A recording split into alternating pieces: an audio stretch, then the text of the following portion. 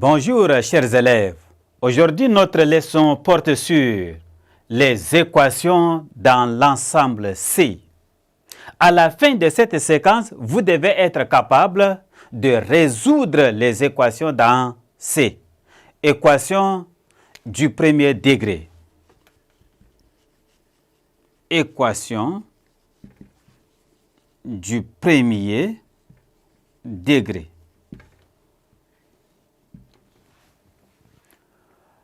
La méthode de résolution des équations du premier degré avec les complexes est la même que celle dans R, mais il faut mettre la solution sous forme algébrique. Équation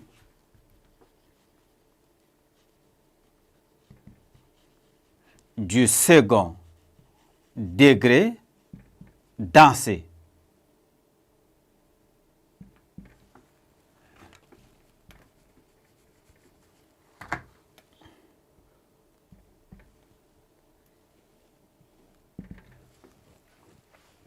La résolution des équations du second degré dans C se fait en fonction du discriminant comme dans R. Mais ici, quel que soit le signe du discriminant, l'équation admet toujours deux solutions. Soit A, B et C, trois réels avec A non nul. Et delta est égal à B au carré moins 4 AC, le discriminant de l'équation E. AZ au carré plus BZ plus C égale à 0. Premier tiré, si delta est supérieur à 0, alors l'équation E admet dans ces deux solutions réelles distinctes. Z1 égale à moins B moins racine carrée de delta sur 2A et Z2 est égal à moins B plus racine carrée de delta sur 2A. Deuxième tiré, si delta est égal à 0, alors l'équation E admet dans C une solution double. Notez Z0 égale à moins B sur 2A. Si delta est inférieur à 0, si delta inférieur à 0, alors l'équation E admet dans C deux solutions complexes conjuguées.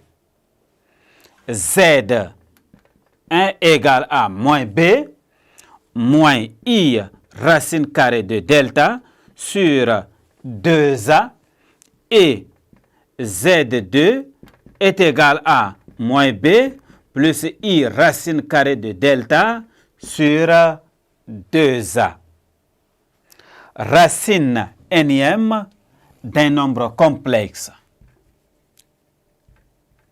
Racine énième d'un nombre complexe.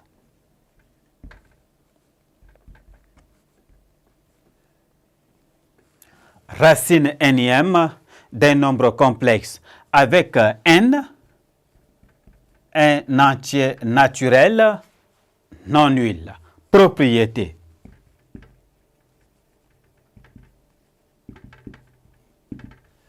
Propriété. Soit R expo I alpha, un nombre complexe non nul, et n, un entier naturel, avec n supérieur ou égal à 2.